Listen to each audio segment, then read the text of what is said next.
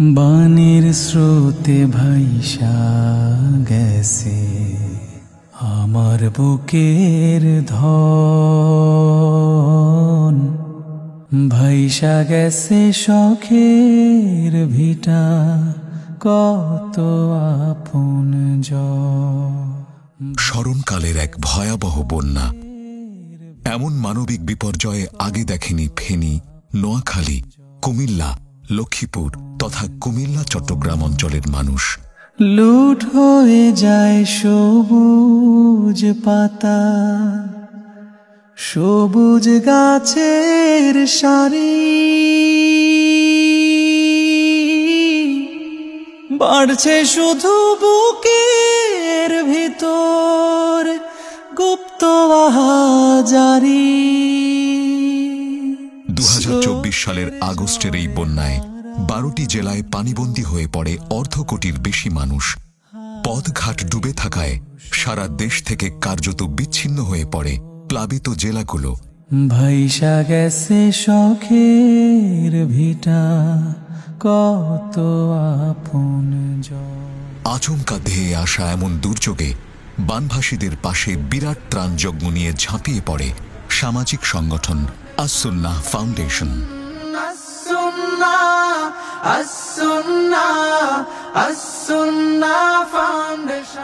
ত্রাণ ও পুনর্বাসন কার্যক্রমে 100 কোটি টাকার বেশি বন্দোবস্ত করার মাধ্যমে মানবিক সহায়তার ইতিহাসে রচনা করে এক নতুন মাইল ফলক।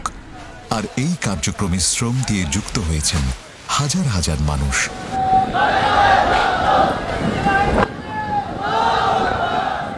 মাত্র 12 দিনে 15 লাখের বেশি মানুষ মোবাইল ব্যাংকিং এবং ওয়েবসাইটের মাধ্যমে অনুদান দিয়েছেন এই ফাউন্ডেশনে।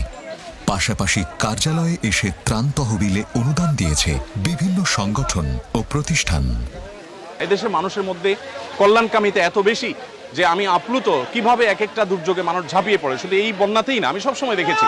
তো এই আস্থাটাকে ধরে রাখার জন্য আমাদের সবারই চেষ্টা করতে হবে।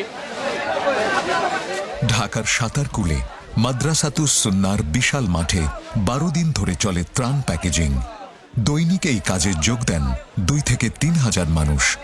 রিকশা চালক থেকে বিশ্ববিদ্যালয়ের শিক্ষক, শিশু থেকে বৃদ্ধ, এমনকি ভিন্ন ধর্মের মানুষও অনেকটা প্রতিযোগিতা করে নিজেকে যুক্ত করেন ত্রাণ প্যাকেজিংয়ের কাজে।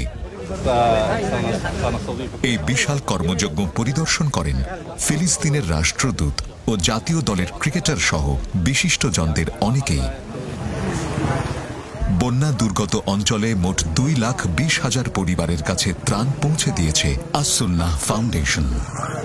এর মাধ্যমে প্রথম ধাপে 20,000 পরিবারের মধ্যে খেজুর, চিড়া, চিনি, লবণ ইত্যাদি শুকনো খাবার বিতরণ করা হয়। আর দ্বিতীয় ধাপে 1 লাখ পরিবারকে দেয়া হয় চাল, ডাল, তেল ও লবণের প্যাকেজ।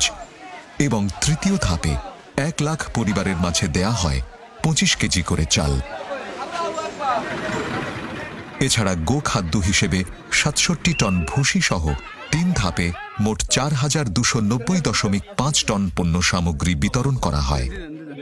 ফাউন্ডেশনের নিজস্ব তহবিল থেকে দেয়া হয় 3,498 টন চাল, 40 টন চিড়া, 200 টন ডাল, 120 টন খেজুর, 2 লাখ লিটার সয়াবিন তেল, 112.5 টন লবণ, 20 টন চিনি, 1 লাখ লিটার পানি, 67.37 টন ভুসি ইত্যাদি। এছাড়া বিভিন্ন ব্যক্তি, প্রতিষ্ঠান ও সংগঠনের পক্ষ থেকে আসা ত্রাণ সামগ্রীও দুর্গত অঞ্চলে বিতরণ করেছে আস-সুন্নাহ ফাউন্ডেশন। এসবের মধ্যে ছিল 44,888 কেজি চাল, 4,740.5 কেজি ডাল, 2,828 কেজি চিনি, 6,730 কেজি চিড়া, 1,168 কেজি গুড়, 1,792 কেজি খেজুর ইত্যাদি। ত্রাণ বিতরণের দিনগুলোতে প্রতিদিন ঢাকা থেকে কাভার্ড ভ্যান যাত্রা করে বানভাসী অঞ্চলের দিকে। এরপর সেখান থেকে পিকআপ ভ্যানে ত্রাণ সামগ্রী চলে যায় বিভিন্ন উপজেলায়। তারপর সেখান থেকে ছোট বড় নৌকা ও ভেলায় করে দুর্গত অঞ্চলের গহীনে পাঠানো হয় ত্রাণ। আর যেসব জায়গায় সাধারণ মানুষের পক্ষে পৌঁছানো সম্ভব ছিল না, সেখানে ত্রাণ পাঠাতে নেওয়া হয় সেনাবাহিনীর সহযোগিতা। ত্রাণ বিতরণে বিভিন্ন ধর্মাবলম্বীদের প্রতি আস-সুন্নাহ ফাউন্ডেশনের ছিল বিশেষ মনোযোগ। মন্দির ও আশ্রমগুলোতে পৌঁছে দেয়া হয়েছে ত্রাণের প্যাকেট। দুর্যোগ চলাকালে বিদ্যুতের চাহিদা মেটাতে ব্যবস্থা করা হয় ভ্রাম্যমাণ জেনারেটরের, যার মাধ্যমে বৈদ্যুতিক লাইট ও মোবাইল ফোনে রিচার্জের সুবিধা পেয়েছেন বন্যা দুর্গতরা। পাশাপাশি বাড়ি বাড়ি ঘুরে জেনারেটরের মাধ্যমে অনেকের পানির ট্যাঙ্ক পূর্ণ করে দেয়া হয়েছে।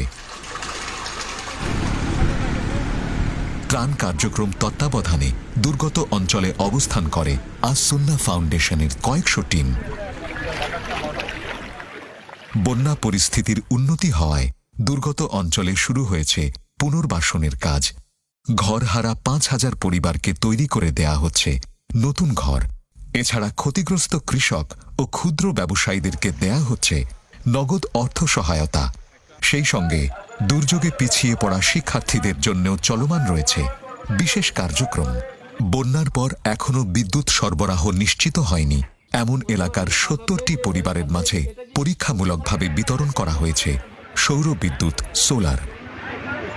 এবারের বন্যায় ত্রাণ ও পুনর্বাসন কার্যক্রমে বিশেষ বাজেট নির্ধারণ করে আস-সুন্নাহ ফাউন্ডেশন। এর মধ্যে ত্রাণ বাবদ ৩০ কোটি, ঘর নির্মাণে ৩০ কোটি, ক্ষতিগ্রস্ত কৃষক ও ক্ষুদ্র ব্যবসায়ীদের পুনর্বাসনে ৩০ কোটি এবং দুর্যোগে পিছিয়ে পড়া শিক্ষার্থীদের জন্য ২০ কোটি টাকা ব্যয়ের সিদ্ধান্ত নেওয়া হয়েছে। বছর শেষে ফাউন্ডেশনের আয় ব্যয় অডিট করা হবে দেশের নামকরা অডিট ফার্মের মাধ্যমে। প্রোডাক্টগুলো আমরা কিনেছি, তেল কত টাকা কত পয়সা লিটার, ডাল কত টাকা, কোন প্রোডাক্টটা কোন কোয়ালিটির কিনেছি, এই ডিটেল আমরা সোশ্যাল মিডিয়াতে দিয়ে দিই।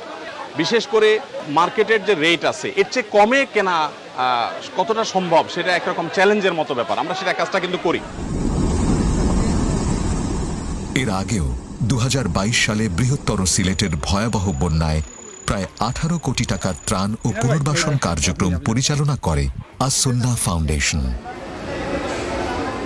এর সেবামূলক কাজগুলোর মধ্যে রয়েছে জাকাতের অর্থে স্বাবলম্বীকরণ, বেকারত্ব দূরীকরণ, অপ্রশিক্ষিত জনগোষ্ঠীকে কম্পিউটার ও কারিগরি প্রশিক্ষণ দিয়ে চাকরি প্রদান, বৃক্ষরোপণ ইত্যাদি। নিয়মিত কাজের পাশাপাশি যে কোনো দুর্যোগে আপন শক্তি নিয়ে ঝাঁপিয়ে পড়ে আস-সুন্নাহ ফাউন্ডেশন। মানব সেবার শপথ নিয়ে থাকবো সবার পাশে, কান্না ফেলে অভাবিল সুখেই যেন হাসে। যারা এই মানবিক কাজে অর্থ ও শ্রম দিয়ে সহায়তা করেছেন, আল্লাহ প্রত্যেকের প্রচেষ্টাকে কবুল করুন, আমিন। আস-সুন্নাহ ফাউন্ডেশন সম্পর্কে বিস্তারিত জানতে ভিজিট করুন www.assunnahfoundation.org। আস-সুন্নাহ ফাউন্ডেশন, উম্মার স্বার্থে, সুন্নাহর সাথে।